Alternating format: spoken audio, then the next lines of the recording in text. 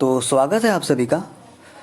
जैसा कि आप सभी को पता होगा कि मैंने इलेक्ट्रिक चार्जेस एंड फील्ड्स जो यूनिट है चैप्टर नंबर 1 उससे सभी क्वेश्चन पेपर में जो क्वेश्चन पूछे जाते हैं सीबीएसई में उनको सॉल्व करने का एक सीरीज स्टार्ट किया है। ठीक है, मीन्स हर एक चैप्टर का हम सॉल्व करेंगे, लेकिन बेसिकली हम जो अभी इलेक्ट्रिक चार्जेस एंड फील्ड्स को सॉल्व कर रहे हैं। ठीक है, तो 2019 में हमने 5 सेट ऑफ क्वेश्चन पेपर इसी यूनिट से रिलेटेड टॉपिक में जो क्वेश्चन पूछे गए थे उनका हमने सॉल्व किया है, और अब जो है 2018 में हमने सॉल्व किया है, और ये जो क्वेश्चन पेपर ये है 2017 का। ठीक है, अब जैसे कि आप अगर देख रहे होंगे कि ये जो क्वेश्चन पेपर है इसमें इन्होंने डायरेक्ट सेक्शन ई से क्वेश्चन पूछ लिया है। ठीक है, सेक्शन ई जो कि 5 मार्क्स कैरी करता है। ठीक है, तो इसमें से इन्होंने जो क्वेश्चन पूछा है कि डिराइव एन एक्सप्रेशन फॉर, ये वाला क्वेश्चन देखिए, derive an expression for the electric field E due to a dipole of length twice at a distance R from the centre of dipole on the axial line. ठीक है, तो ये जो dipole से question था, मैंने जब ये टॉपिक स्टार्ट किया था तभी मैंने कहा था कि डाइपोल से बहुत सारे क्वेश्चन पूछे जाते हैं, और स्पेशली जो एक्सियल लाइन में इलेक्ट्रिक फील्ड निकालना है या तो इक्वेटोरियल लाइन पे जो इलेक्ट्रिक फील्ड निकालना उसका डेरिवेशन पूछा जाता है। तो यहाँ पर आप देखिए कि ये जो क्वेश्चन है ये 2019 में भी हमने सॉल्व किया है। तो अगर इस क्वेश्चन का अगर सॉल्यूशन आपको चाहिए तो आप 2019 का जो क्वेश्चन पेपर है उसमें मैंने अच्छी तरीके से इसे सॉल्व कर दिया। ठीक है, और इसका नीचे वाला पार्ट जो बी पार्ट है उसको भी हमने सॉल्व कर दिया कि अगर आर जो है अगर वो बहुत ज़्यादा बड़ा होता है, मतलब आर जो डिस्टेंस होता है वो अगर बहुत ज़्यादा बड़ा होता है डाइपोल मोमेंट के लेंथ से, तो इलेक्ट्रिक फील्ड का जो ग्राफ है वो क्या होता है। ठीक है, अब देखो तीसरा जो क्वेश्चन इसमें है वो मैं भी करा दूंगा कि if the dipole were kept in an uniform electric field E naught diagrammatically represent the position of the dipole in stable and unstable equilibrium and write the expression for the torque acting on the dipole in both the cases. Okay, तो आइए इस question का हम solution देखते हैं। जो सी जो question है उसका हम सॉल्यूशन देखते हैं। ठीक है, तो 24C का जो क्वेश्चन अगर इन शॉर्ट इन्होंने पूछा है तो सबसे पहले पूछा है कि diagram for stable and unstable equilibrium of dipole. सबसे पहला जो पूछा है वो है diagram for stable and unstable, okay, equilibrium of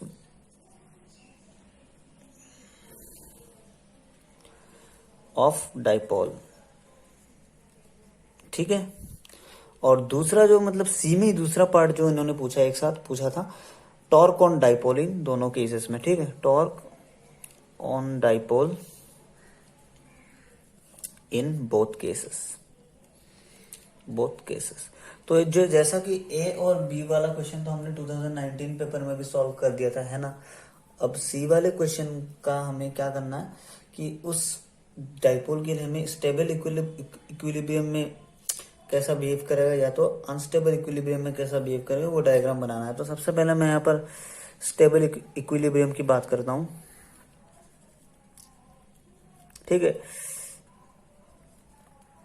तो स्टेबल इक्विलिब्रियम क्या होता है, जब हमारा डाइपोल, मान लीजिए ये मेरा एक डाइपोल है -q और ये +q। ठीक है, तो इन दोनों का लाइन ऑफ ज्वाइनिंग कर रहा है। ठीक है, अब इनका जो डाइपोल मोमेंट एक्ट किस तरफ होगा, हमेशा +q की तरफ होता है, तो इस तरफ डाइपोल मोमेंट है। तो अगर मेरा इलेक्ट्रिक फील्ड भी बिल्कुल इसी डायरेक्शन में है, मीन्स इलेक्ट्रिक फील्ड लाइंस जो है, ठीक है ना, लाइंस ऑफ फोर्स जिसको कहते हैं हम, तो ये अगर P के पैरेलल है, P is parallel to E, then it is in stable equilibrium. तो ये पहला फिगर हो गया कि स्टेबल इक्विलिब्रियम का। ठीक है, ठीक है, ठीक है।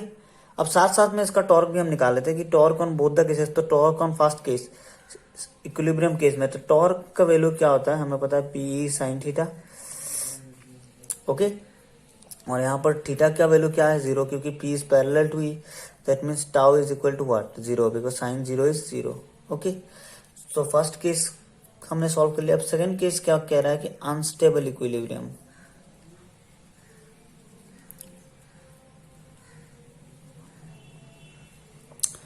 तो अनस्टेबल इक्विलिब्रियम के लिए क्या होना चाहिए, मान लेता हूं सपोज अब जो मेरा डाइपोल है, सपोज ये माइनस क्यू और ये मेरा प्लस क्यू है, ठीक है। और तो डाइपोल मोमेंट का डायरेक्शन किस तरफ रहेगा, इस तरफ, ठीक है। लेकिन मेरा इलेक्ट्रिक फील्ड लाइन सपोज इसी डायरेक्शन में, मीन्स ऑपोजिट डायरेक्शन में, एंटी पैरेलल कह सकते हैं इसको हम, ठीक है। तो when P is anti parallel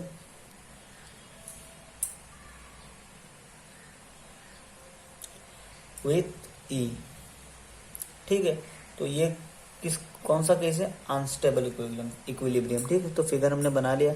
अब इस केस में भी मुझे पूछ रहा है कि व्हाट इज टॉर्क, तो here also torque is equal to P E sine 180, अगर मान लेते हैं हम एंगल, अगर 180 डिग्री का भी बना होगा तो भी जो टॉर्क है वो क्या आ जाएगा, 0, ठीक है। तो बोथ द केसेस में हमारा टॉर्क जो है वो 0 आ जाएगा, ठीक है। तो 24C जो क्वेश्चन है वो हमने सॉल्व कर लिया, और 24A और B जो क्वेश्चन है वो क्या है, ऑलरेडी हमने सॉल्व कर लिया। और अगर एक बात मैं बता देता हूँ कि 24B में जो उन्होंने पूछा था इलेक्ट्रिक फील्ड और उस डिस्टेंस में क्या है ग्राफ ड्रॉ करना, तो इस टाइप का ग्राफ होगा, ठीक है। क्योंकि वो फॉर्मूले से हमें पता है, क्योंकि जब इलेक्ट्रिक फील्ड बढ़ता है तो डिस्टेंस क्या होता है, घटता है, ठीक है।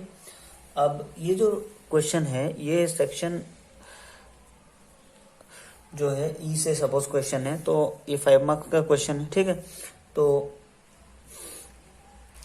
आगे और एक क्वेश्चन है जो कि इसका और पार्ट है, ठीक है। तो देखो इसमें जो दूसरे पार्ट में मीन्स और पार्ट जो है, तो इसमें ये पूछ रहा है 24 वाला क्वेश्चन ही है ये, ठीक है। मीन्स 24 का और पार्ट है, ठीक है। तो ये भी सेक्शन जो है सेम सेक्शन से क्वेश्चन पूछा गया है। तो इसमें इसने पहला पूछ दिया कि use Gauss theorem to find the electric field due to a uniformly charged infinite large plane thin sheet with surface charge density sigma, means किसी भी एक यूनिफॉर्मली चार्ज प्लेन शीट के लिए, ठीक है, हमें इलेक्ट्रिक फील्ड कैलकुलेट करना है जिस प्लेट का या तो जिस थिन प्लेन सरफेस का जो सरफेस चार्ज डेंसिटी है वो है सिग्मा, ठीक है। तो ये सीधा डेरिवेशन वाला क्वेश्चन पूछ लिया, ठीक है। तो 2019 में भी मैं ये क्वेश्चन आया था, ठीक है। 19 में ये क्वेश्चन आया था, तो मैंने इसका डेरिवेशन एक पार्ट करा भी दिया था। अगर फिर भी मतलब आप अगर 2019 में नहीं देख रहे तो मैं यहाँ पर करा देता हूँ, लेकिन आप 2019 देख लीजिएगा, क्योंकि 2019 और 17 बहुत हद तक मैंने देखा है कि रिलेटेड है, मतलब यहाँ से रिपीट हो रहे क्वेश्चन, ठीक है। अब बी पार्ट में देखो कि पूछ रहा है infinitely large thin plane sheet has uniform surface charge density plus sigma, और obtain the expression for the amount of work done in bringing a charge Q from infinity to point R in front of the charge plane sheet. Means work done का question यहाँ भी इसने पूछ लिया, ठीक है। कोई भी एक थिन प्लेन शीट है जिसका सरफेस चार्ज डेंसिटी अगर प्लस सिग्मा है, अगर मैं किसी भी एक चार्ज क्यू को इनफाइनाइट किसी पोजीशन से अगर आर डिस्टेंस में मूव कर रहा हूँ तो वर्क डन मुझे कैलकुलेट करना है, ठीक है। अब देखो वर्क डन से बहुत क्वेश्चन इन्होंने पूछा है, तो ये वर्क डन जो है इंपॉर्टेंट क्वेश्चन है। पोटेंशियल एनर्जी से हमने potential energy of the system, इससे हमने क्वेश्चन देखा था। और मैं एक बात ये कह सकता हूँ कि 2017 और 19 में बहुत सारे सिमिलर क्वेश्चन है। तो अगर आप 2021 का प्रिपरेशन कर रहे हैं तो आप 19-17 दोनों अच्छी तरीके से देखिए, यहाँ तक कि आप 18 भी मिस ना कीजिए, ठीक है। अब देखो सॉल्यूशन हम देख लेते हैं, ठीक है। ये क्वेश्चन जो है ये 24 का और पार्ट है, ठीक है। तो 24 का और पार्ट ये भी 5 मार्क्स का ही क्वेश्चन है। तो इसमें पूछा है कि जो electric field due to infinite plane charge plane sheet, ठीक है, जो जिसका मीन्स इस प्लेन शीट का जो चार्ज है वो सिग्मा, ठीक है। अब देखो तो इसको थोड़ा अच्छे से ऐसा लिखना पड़ेगा कि consider a thin infinite plane sheet of charge with uniform surface charge density जो है सिग्मा, मींस इस प्लेन शीट का जो चार्ज है यूनिफॉर्म सरफेस चार्ज डेंसिटी वो सिग्मा है, ठीक है। अब हम क्या कर रहे हैं कि इस जो मीन्स ये जो प्लेन शीट है उसके लिए हम कहीं ना कहीं मान लीजिए यहाँ पर कहीं पॉइंट पी पे सपोज, जो कि at distance r of from the plate है, वहां पर हम क्या कैलकुलेट कर रहे हैं, इलेक्ट्रिक फील्ड, ठीक है, ठीक है। That means we wish to calculate its electric field, ठीक है, एट ए पॉइंट पी, इस किसी पॉइंट पी में आर फ्रॉम इट, ठीक है। तो अगर हम सिमेट्री से देखें तो जो इलेक्ट्रिक फील्ड का जो डायरेक्शन है ना वो उस सीट से आउटवर्ड नॉर्मल की तरफ है, ठीक है, ठीक है। और और जो magnitude of the electric field at, मान लीजिए मैं इस point P and P dash, suppose ये पॉइंट मेरा पी डैश है, ठीक है, तो इन दोनों पॉइंट में जो इलेक्ट्रिक फील्ड का मैग्नीट्यूड है वो इक्वल तो होगा बट ऑपोजिट रहेगा, ठीक है, ठीक है। अब देखो हम क्या कर रहे हैं, एक सिलेंड्रिकल गॉसियन सरफेस हमने ड्रॉ किया हुआ है, ठीक है, सिलेंड्रिकल गॉसियन सरफेस ड्रॉ किया हुआ है, ठीक है, ऑफ क्रॉस सेक्शनल एरिया। मान लेता हूं मैं ये जो क्रॉस सेक्शन है ना इसका एरिया ए, और ये भी जो क्रॉस सेक्शन है इसका एरिया भी क्या है ए। तो आप लिख सकते हैं यहां पर we choose a cylindrical Gaussian surface,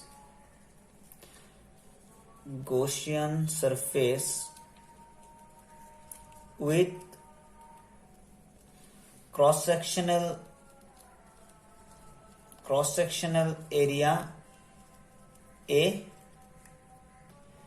and length 2r, and length 2r। तो 2r हो जाएगा क्योंकि ये डिस्टेंस अगर r है तो मैंने सीट सेंटर में बिठाया तो ये डिस्टेंस भी क्या हो जाएगा r, तो ये जो सिलेंडर है उसका लेंथ क्या है 2r, ठीक है। अब देखो जो इलेक्ट्रिक फील्ड लाइंस है ना वो इस सिलेंडर के जो कार्व सरफेस जो एरिया है, जो मान लीजिए लेता हूं कि अगर ये मार्कर मैं कंसीडर कर रहा हूं तो इसका ये जो सरफेस एरिया है ये तो कर्व सरफेस एरिया है, ठीक है। तो ये जो कर्व सरफेस एरिया जो है ना उसके लिए जो जो लाइंस ऑफ फोर्स है वो क्या है, पैरेलल है।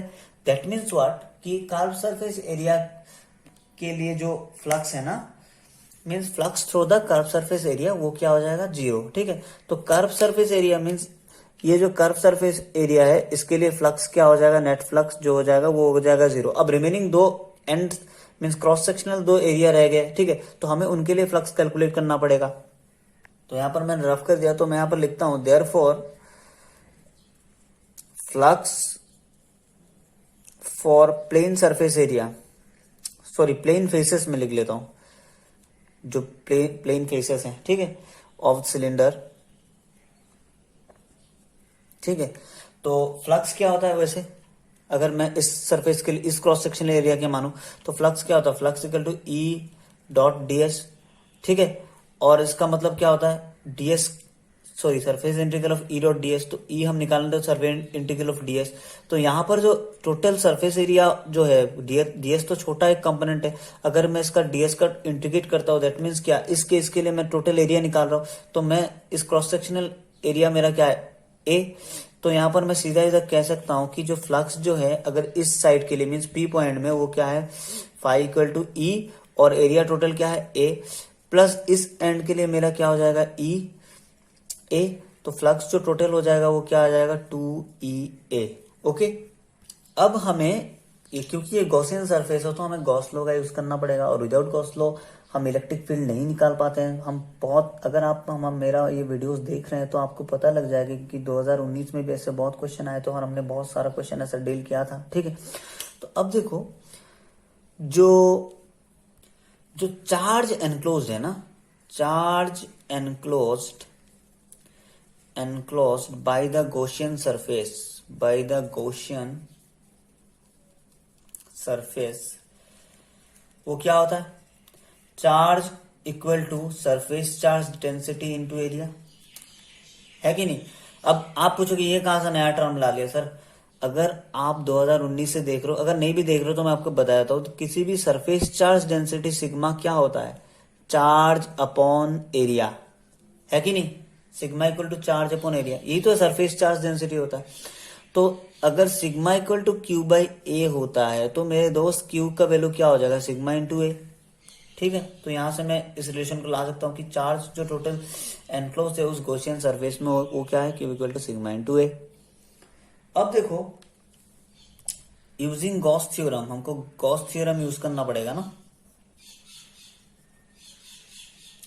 गॉस थ्योरम क्या करता है कि नेट फ्लक्स जो होता है वो 1/एप्सिलॉन टाइम्स क्यू, तो क्यू बाई एप्सिलॉन नॉट, ठीक है। और यहां पर हमें फ्लक्स का और एक वैल्यू मिला था, इसको मैं ए मान लेता हूं, उसको मैं मान लेता हूं बी। तो यहां पर मैं लिख लेता हूं फ्रॉम ए एंड बी, हम दोनों का यूज करेंगे तो दोनों का लेफ्ट हैंड साइड सेम है, तो राइट हैंड साइड बराबर क्यू बाई एप्सिलॉन नॉट बराबर 2E हमें निकालना क्या था, इलेक्ट्रिक फील्ड मतलब कैपिटल ई निकालना पड़ेगा। तो ई का जो वैल्यू है वो क्या आ जाएगा, Q बाई 2ε0 A। ठीक है, अब देखो एक मजेदार बात मैं बताता हूं, इक्वल टू Q अपॉन ये जो A है इसका वैल्यू क्या है, Q upon A is sigma. तो मैं यहां पर सिग्मा अपॉन 2ε0 लिख सकता हूं। तो यही जो एक्सप्रेशन है यही इलेक्ट्रिक फील्ड का एक्सप्रेशन है। ठीक है, अब इसमें से जो पार्ट भी है ना उसको करने के लिए आपको ये एक्सप्रेशन याद रखना पड़ेगा, मीन्स आप यहां पर लिख लीजिए। ठीक है, क्योंकि इसको हम यूज करेंगे। अब नेक्स्ट जो पार्ट इन्होंने पूछा है B24B इस ऑप्शन में, क्वेश्चन आप देख लो। हमें यहां पर क्या कैलकुलेट करना है, वर्क डन। किसका work done, work done to bring a charge Q from infinity to any point R due to the plane sheet, है कि नहीं। अगर रफली हम कहे तो यही है क्वेश्चन।